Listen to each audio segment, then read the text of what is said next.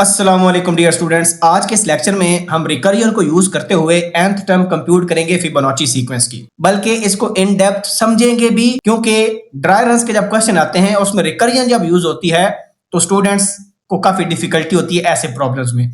तो इस लेक्चर को आपने एंड तक देखना है, क्योंकि इसमें मैं ऐसे कंसेप्ट कवर करूंगा जो कि आपको एग्जाम में काफी हेल्प करेंगे इंशाल्लाह। तो सबसे पहले अगर हम इस सीक्वेंस को ऑब्जर्व करें तो इसमें दो टर्म्स हमें गिवन होती हैं, यानी ये फर्स्ट टर्म है, ये हमारी सेकेंड टर्म है। तो इसमें जो पहली टर्म होगी और जो सेकंड टर्म होगी वो गिवन होती है।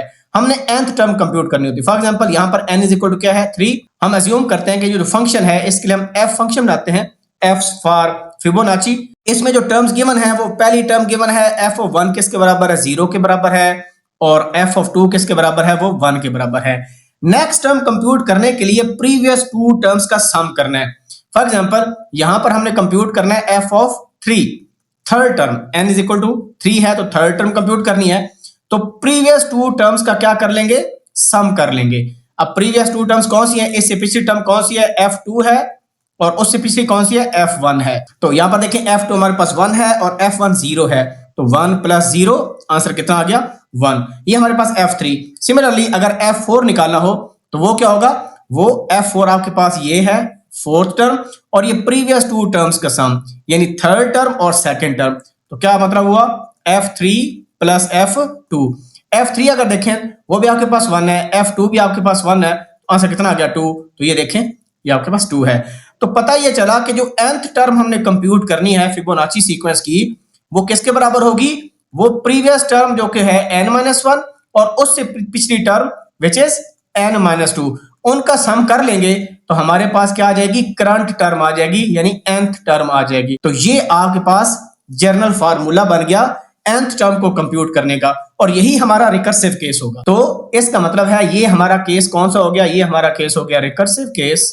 और बेस केस कौन सा हो जाएगा, तो बेस केस में हम सिंपल दो कंडीशन लगाएंगे, क्योंकि इसमें दो टर्म्स गिवन होती हैं। पहली कंडीशन क्या है, इफ n इक्वल 1, यानी जब फर्स्ट टर्म होगी तो हम रिटर्न क्या करेंगे, हम 0 रिटर्न करेंगे, क्योंकि f ऑफ 1 जो है वो 0 के बराबर। और दूसरी एक और बेस कंडीशन भी होगी कि इफ अगर n इक्वल 2 हुआ यानी सेकंड टर्म, तो वो किसके बराबर है, वो 1 के बराबर है, तो हम 1 रिटर्न करेंगे। तो ये आपका हो गया बेस केस, और ये कौन सा केस हो गया, रिकर्सिव केस। लेकिन अब सबसे इंपॉर्टेंट जो की प्रॉब्लम है वो इसके अंदर है, क्योंकि पहले नॉर्मली जितनी एग्जांपल्स अभी तक हमने की हैं उसमें फंक्शन अपने आप को कॉल करता था।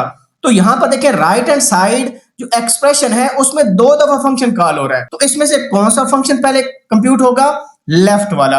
फॉर एग्जांपल अगर हम n की वैल्यू 5 ले लें तो हमारे पास f5 किसके बराबर आ जाएगा, यहां पर 5 पुट करें, 5 - 1 4, तो f of 4 plus 5 - 2 3, f of 3। तो इसका मतलब है कि जब n की वैल्यू 5 होगी तो पहले f ऑफ 4 जो है वो कॉल होगा। ये ऐसे होता है। तो लेफ्ट साइड पर जो फंक्शन लिखा जाए वो पहले कॉल या होगा या कंप्यूट होगा। तो यही सिंपल सी लॉजिक है। इसको हम सबसे पहले VS कोड में जाके देख लेते हैं और उसके बाद फिर इसको इन डेप्थ समझेंगे कि इसकी वर्किंग एक्चुअली कैसे हो रही है। तो यहां पर देखें सबसे पहले मेन में देखें हमने f5 कॉल किया हुआ है, और 5 का मतलब है फिफ्थ टर्म कंप्यूट करने लगे हैं। यहां पर जो भी टर्म कंप्यूट करनी हो वो आप पुट कर सकते हो, या इसमें आप इंटीजर यूजर से भी ले सकते हो कि वो बताए कि कौन सी टर्म कंप्यूट करना चाहता है। तो फंक्शन क्या है, f के नाम से फंक्शन है, फिबोनाची सीक्वेंस के नाम से, और इसकी रिटर्न टाइप क्या है, इंट। इसी वजह से हमने यहाँ पर सी आउट में इसको कॉल किया। तो यहां पर देखें तो ये आपकी बेस कंडीशन होगी या बेस केस हो गया, और ये क्या है, ये हमारा रिकर्सिव केस है जिसमें फंक्शन अपने आप को कॉल कर रहा है। तो पहले इसको हम एग्जीक्यूट करके देख लेते हैं, रन करते हैं। तो देखें फिफ्थ टर्म हमारे पास क्या आई, 3 आई। तो यहां पर भी आप नोट करें ये पहली टर्म है, दूसरी, तीसरी, चौथी और पांचवी टर्म। तो फिफ्थ टर्म किसके बराबर है, 3 के बराबर है। ये 6 है, 7 है, 8 है। अब हम 8th टर्म भी चेक कर लेते हैं। तो यहां पर देखें सिंपल हम क्या करेंगे, यहां पर 5 की जगह क्या डाल देंगे, 8 डाल देंगे। ठीक है, अब हम रन करते हैं। तो देखिए 13 हमारा कंफर्म हो गया। यहां पर मैं एक बहुत इंपॉर्टेंट पॉइंट बताने लगा हूं, और इसमें कंपाइलर्स बेसिकली कंफ्यूज होता है और compiler to compiler output vary करती है। वो केस क्या है कि लेट्स सपोज अगर यहां पर मैं लिख दूं, ये सिंपल मैंने लिख दिया द रिक्वायर्ड टर्म इज, ठीक है।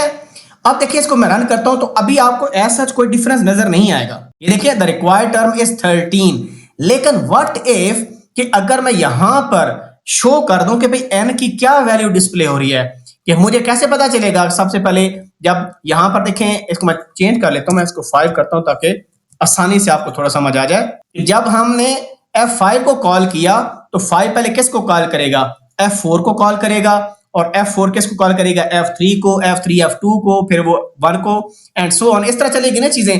तो n की वैल्यू अगर हम डिस्प्ले करना चाहें तो यहां पर मैं सिंपल आपको एक कंपाइलर की चीज बताने लगा हूं, जो कि बाद का ड्राई रन के क्वेश्चन है तो आपको कंफ्यूज कर सकता है वो। ठीक है, तो यहां पर मैं n लिख देता हूं और यहां पर सिंपली मैं स्पेस डाल देता हूं। अब मैं इसको रन करता हूं। तो अब यहां पर एक चीज आप नोट करें, ये जो मेन के अंदर जो सी आउट स्टेटमेंट है, इसका मतलब ये हुआ कि ये सी आउट स्टेटमेंट का जो पहला पोर्शन है, यानी डबल कोट्स तक या स्ट्रिंग तक, वो डिस्प्ले हो गया। द रिक्वायर्ड टर्म इज, अब रिक्वायर्ड टर्म इज, उसके बाद क्या हुआ, फंक्शन कॉल हुआ, तो हम डायरेक्ट चले गए फंक्शन के अंदर, और n की पहले वैल्यू क्या थी, 5 थी, तो इसलिए देखें 5 प्रिंट हो गया। ये 5 हमारी फिफ्थ टर्म नहीं है, फिफ्थ टर्म हमारी क्या थी, वो थर्ड थी, क्योंकि 0 पहली, 1 फिर 1 फिर 2 फिर 3, तो फिफ्थ टर्म का आंसर 3 था। ठीक है, लेकिन ये n की वैल्यू डिस्प्ले हुई, फिर n की वैल्यू 4, फिर 3, फिर 2, 1 2 3, ये n कैसे डिस्प्ले हो रहा है, ये यहां तक डिस्प्ले हुआ, और ये हमारा आंसर है। ये जो लास्ट टर्म लिखी हुई है, ये बेसिकली f5 का आंसर है। तो कुछ कंपाइलर क्या करते हैं कि ये स्टेटमेंट तब एग्जीक्यूट होगी जब f5 पूरे का पूरा एग्जीक्यूट हो जाएगा।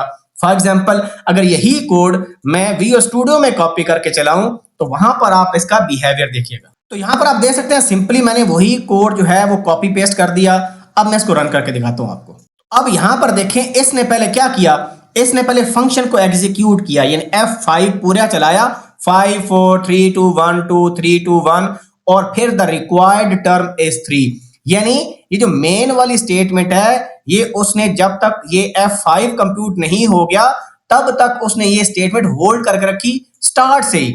और VS कोड में क्या हो रहा था कि जो फंक्शन जब कॉल हो रहा है उससे पहले वाला जो पोर्शन है वो उसने डिस्प्ले कर दिया, और उसके बाद फंक्शन में जो भी स्टेटमेंट जिस तरह एग्जीक्यूट हो रही है उस हिसाब से एग्जीक्यूट किया। तो एट टाइम्स अगर एग्जाम में क्वेश्चन आ जाए तो ये आपकी मर्जी है, आपने रेफरेंस दे देना है कि मैंने विजुअल स्टूडियो के रिस्पेक्ट से हिसाब से किया है या मैंने VS कोड के कंपाइलर के हिसाब से किया है, ताकि टीचर आपकी जो मिस्टेक इसको आइडेंटिफाई करके नंबर ना काट ले। ठीक हो गया। अब हम देखते हैं कि ये जो आउटपुट आ रही है इसका फ्लो कैसे है, हमें कैसे पता चलेगा कि भाई पहले क्या डिस्प्ले होगा उसके बाद क्या डिस्प्ले होगा, इसको अंडरस्टैंड करते हैं। तो इसका सिंपल सा तरीका ये भी हो सकता है कि आप ब्रेक पॉइंट लगाकर भी इसको अंडरस्टैंड कर सकते हैं, लेकिन हम स्टैक का यूज करेंगे। और वैसे भी आपको बताऊंगा कि अगर ड्राई रन के क्वेश्चन इस तरह आ जाए तो आप कैसे वर्कआउट करेंगे ऐसे प्रॉब्लम्स पर। तो हम अज्यूम करते हैं कि हमने f5 कंप्यूट करना है, और इसका मतलब है कि जो n की वैल्यू है वो हमारे पास 5 है। मेन में हमने बेसिकली इसको कॉल किया। जब F5 को कॉल किया तो जो हमारा कोड था तो उसमें हम देख रहे थे कि क्या फर्स्ट टर्म है या सेकंड टर्म है, यानी n की वैल्यू 1 है कि 2 है, क्योंकि उसमें हम रिटर्न करते हैं। तो ये देखें, ये ना 1 है ना 2 है, तो हमारी कौन सी स्टेटमेंट एग्जीक्यूट होगी, रिटर्न वाली, जिसमें हमने ये लिखा हुआ है fn-1 प्लस fn-2। ये स्टेटमेंट जो है ये हमारी एग्जीक्यूट होगी। अब इसमें देखें तो यहां पर पुट करें 5 4 आ जाएगा, यहां पर 3, ये बेसिकली कंप्यूट करेगा F4 प्लस F3 को। ये हम इस स्टेटमेंट में चले जाएंगे। यहां पर देखें F4 आ गया, तो हम क्या करेंगे, अब कंपाइलर क्या करेगा, अब वो F4 को एग्जीक्यूट करेगा।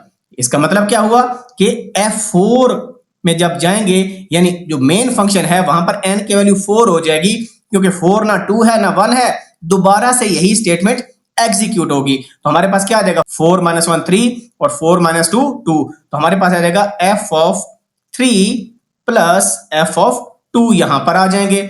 और यहां पर देखें, अब 3 है n की वैल्यू, तो f(3) एग्जीक्यूट हो, तो हमारे पास क्या हो जाएगा, f(2) प्लस f(1), ये आ जाएगा हमारे पास। अब उसके बाद देखें f(2) कॉल होगा।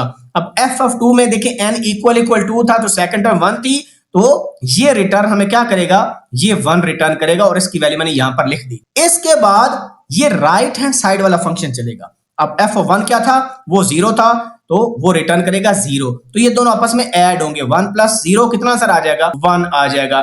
ये 1 कहां जाएगा, ये 1 बेसिकली जाएगा f(3) में। क्यों, क्योंकि ये जो स्टेटमेंट लिखी हुई थी ये किसके बराबर थी, ये बराबर थी f(3) की। तो इसका मतलब ये हुआ कि जो f(3) लिखा हुआ है यहां पर बेसिकली क्या आ जाएगा, 1 आ जाएगा। और उसके बाद देखें क्या लिखा हुआ है राइट साइड पर f ऑफ 2। तो अब f ऑफ 2 कंप्यूट होगा। f ऑफ 2 हमें पता है जब n इक्वल 2 तो आंसर आता है 1, तो यहां पर भी क्या आ जाएगा 1 आ जाएगा। और ये भी क्या है 1, 1 प्लस 1 2। तो ये किसके बराबर था, ये बराबर है f4 के, यानी जो पूरी स्टेटमेंट लिखी हुई थी ये f4 के बराबर थी। तो ये होगा कि ये जो f4 है यहां पर कितना आ जाएगा, यहां पर 2 आ जाएगा। और 2 प्लस f3, अब उसके बाद कॉल होगा f3।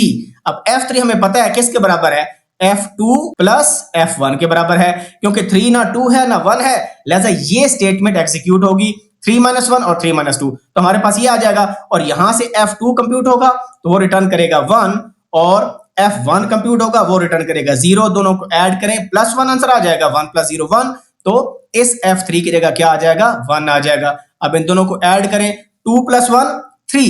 तो हमारे पास बेसिकली ये जो f ऑफ 5 था ये किसके बराबर आ जाएगा 3 के बराबर, और यही मेन से कॉल हुआ था तो मेन में जाकर 3 रिटर्न कर जाएगा। तो इस तरह ये एक मेथड है। अगर ड्राई रन का क्वेश्चन आता है तो इसको आप ऐसे करेंगे।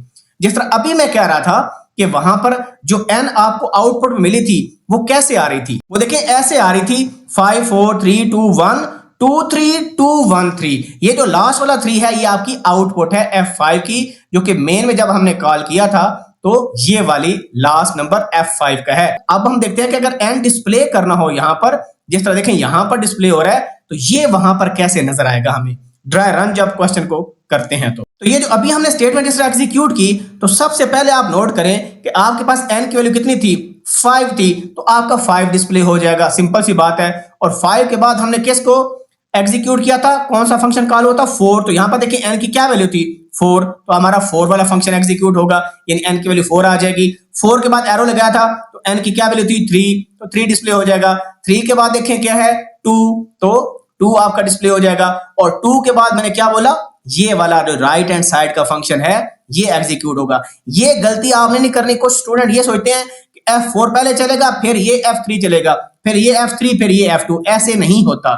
ये जो फॉर्मेट मैंने बताया है इस तरह एग्जीक्यूशन होगी। तो 2 के बाद चलेगा 1, तो सिंपली ये तो हमारे एज इट इज आ गया 2 और 1। अब इस 1 के बाद कौन सा फंक्शन एग्जीक्यूट हुआ था जब n की वैल्यू कितनी थी 2 थी, ये वाली, तो उसके बाद आपकी वैल्यू आएगी 2, और 2 के बाद क्या ये वाला 3, तो ये n की वैल्यू 3 आई, और 3 में पहले कौन सा कॉल हुआ ये वाला 2, तो उसके बाद 2 आ जाएगा और उसके बाद 1। तो ये n आपका इस फैशन में डिस्प्ले होगा, ये n की वैल्यू है। और जो लास्ट सम है वो बेसिकली आपकी f5 की वैल्यू है जो कि मेन में रिटर्न होगी। ये एक तरीका है ड्राई रन करने का। दूसरा तरीका है स्टैक बेस्ड मेथड। ये भी बहुत इंपॉर्टेंट है, आपको पता होना चाहिए जब रिकर्सिव फंक्शन यूज होते हैं तो स्टैक किस तरह पॉपुलेट होता है। तो मैं यहां पर स्टैक बना लेता हूं और फिर हम इसको स्टैक के जरिए भी कर लेते हैं। ये देखें, ये मैंने स्टैक बना लिया। हमें पता है सबसे पहले जो मेन फंक्शन है वो एग्जीक्यूट होता है, वो स्टैक में लोड होता है, ठीक है, वो स्टैक में पुश होता है, हम ऐसे भी कह सकते हैं। ये स्टैक फ्रेम है, इसमें हमने कॉल किया जी F5 को। तो F5 को जब हम कॉल किया, क्योंकि n की वैल्यू कितनी है 5 है, तो इसका मतलब है कि यहां पर एक और स्टैक फ्रेम बनेगा जहां पर F5 फंक्शन आ जाएगा। अब हमें पता है F5 किसके बराबर है, क्योंकि n की वैल्यू ना 1 है ना 2 है, वो सिंपली बराबर है f of 4 plus f of 3। तो हमारा कंट्रोल यहां पर आ जाए। अब इसमें F4 हमारे पास है ही नहीं, तो इसका मतलब क्या हुआ कि F4 यहां पर दोबारा कॉल होगा। अब F4 हमें पता है किसके बराबर है, f of 3 plus f of 2 के बराबर है। F3 हमारे पास नहीं है, तो एक तो ये हुआ था कि ये कंट्रोल यहां पर गया था। F3 हमारे पास नहीं है, तो F3 हमारे पास लोड होगा स्टैक में, उसका स्टैक फ्रेम बनेगा। ये किसके बराबर है, ये बराबर है जी F2 प्लस F1। अब यहां पर बड़ा इंटरेस्टिंग है, अब लोड होगा F2 फंक्शन। F4 ने कॉल किया F3 को, ये F3 है, तो यहां पर कंट्रोल ट्रांसफर हुआ था, और यहां पर अब F2 बनेगा। यहां पर आपने देखना है। अब हमें पता है जब सेकंड टर्म होती है तो फंक्शन क्या रिटर्न कर रहा था, वो रिटर्न कर रहा था 1 को, ठीक है। अब इसका मतलब है कि जहां से F2 कॉल हुआ वहां पर जाके वो रिटर्न करेगा। तो कहने का मतलब क्या है कि F2 F3 के अंदर कॉल हुआ है, तो इसका मतलब है इसको रिप्लेस करके इसकी जगह क्या आ जाएगा 1 आ जाएगा। तो अब ये जो स्टैक फ्रेम है ये क्या हो जाएगा, ये खत्म हो जाएगा। तो बेसिकली यहां पर अब कुछ भी नहीं है। तो अब आप नोट करें हमारे पास क्या बन गया, हमारे पास बन गया f of 3 is equal to 1 plus f of 1। अब F1 जो है उसका स्टैक फ्रेम बनेगा यहां पर। तो मैं इसको रब करता हूं, तो अब आपका F1 यहां पर लोड होगा और वो इधर से कॉल हो रहा है, तो दोबारा इधर कंट्रोल जाएगा। और हमें पता है जब टर्म की वैल्यू 1 होती है तो हम क्या रिटर्न करते हैं, 0 रिटर्न करते हैं। तो उसके बाद ये इधर रिटर्न करेगा, यानी F1 की जगह बेसिकली क्या वैल्यू आ जाएगी, 0 आ जाएगी। तो इसको भी रिप्लेस कर दे 0, तो हमारे पास क्या बन गया, 1 + 0 = 1। ये F3 की वैल्यू, और अब ये रिटर्न क्यों कर गया, ये स्टैक फ्रेम आपका खत्म हो गया यहां से।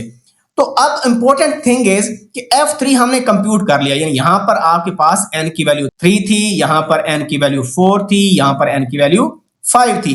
अब n3 जो है वो कंप्लीट हो गया, वो f(3) किसके बराबर है, 1 के बराबर है। अब ये f3 कहां से कॉल हुआ था, ये जब n की वैल्यू 4 थी यहां पर कॉल हुआ था।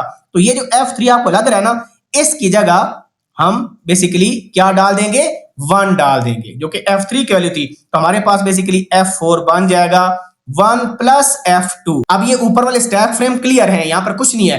अब यहां पर देखिए फंक्शन कौन सा है, F2, तो F2 लोड होगा, उसको स्टैक फ्रेम असाइन होगा। तो यहां पर देखें जी, ये आपका बन जाएगा F2, यहां पर लोड हुआ, स्टैक फ्रेम बन गया। और हमें पता है जब टर्म 2 होती है तो रिटर्न 1 करता है। ये 1 कहां रिटर्न करेगा, ये इस जगह पर रिटर्न करेगा। यहां पर वैल्यू हमने पुट कर दी थी, ये वाली 1, तो हमारे पास 1 + F2, ये F2 यहां पर रिटर्न करेगा, क्या वैल्यू है, 1। तो ये खत्म हो जाएगा और यहां पर 1 आ जाएगा, कहने का मतलब है यहां पर 1 आ जाएगा। हमारे पास F4 जो है वो हो जाएगा 1 + 1 = 2, ये हमारे पास हो जाएगा। और अब हमें पता है कि जो F4 है कहां से कॉल हुआ था, जब n की वैल्यू 5 थी यहां पर कॉल हुआ था। तो अब क्या होगा, इस F4 की जगह हम क्या पुट कर देंगे, 2 पुट कर देंगे। तो F5 हमारे पास क्या बन जाएगा, 2 + F3 बन जाएगा। अब ये वाले जो फ्रेम है ये खत्म हो जाएंगे। अब यहां पर देखें F3 कॉल हो रहा है, राइट हैंड साइड वाला, तो यहां पर अब लोड होगा F3, दोबारा लोड होगा। और F3 हमें पता है किसके बराबर है, वो बराबर है F2 + F1 के बराबर है। अब इसमें देखें F2 यूज हो रहा है, तो यहां से कंट्रोल दोबारा एक और स्टैक फ्रेम बनेगा F2 वाला, उसमें हम जाएंगे। और हम पता है F2 में जब n की वैल्यू 2 होती है तो क्या रिटर्न करते हैं, 1 रिटर्न करते हैं। तो ये जो 2 है ये कहां से कॉल हुआ है, यहां पर कॉल हुआ है, तो इस 2 को रिप्लेस कर देगा किससे, 1 से रिप्लेस कर देगा। और फिर F1 दोबारा यहां पर लोड हो गई है, यहां पर जो 2 पड़ा है यहां पर 1 आ जाएगा। और जब 1 होता है रिटर्न क्या होता है, 0, यहां पर आपके पास आ जाएगा 0। F3 क्या बन गया, 1 + 0 = 1। ये कहां रिटर्न करेगा, यहां पर कॉल हुआ था F5 के अंदर। तो 1 + 0, तो ये वैल्यू बेसिकली क्या हो जाएगी, 1 हो जाएगी। हमारे पास 2 + 1, और ये क्या हो जाएगा, खत्म हो जाएगा। ठीक है, तो F5 हमारे पास बन गया कितना जी, 3 बन गया। अब क्योंकि F5 हमने कंप्यूट कर लिया, यहां पर F3 की वैल्यू हमने डाल दी 1, तो हमारे पास 3 बन गया। अब ये कॉल हुआ था मेन फंक्शन के अंदर, तो इस वजह से जो हमने सी आउट स्टेटमेंट लिखी थी वहां पर हमारे पास डिस्प्ले हो जाएगा कंसोल पर 3। तो इस तरह स्टैक आपकी अपडेट होती है।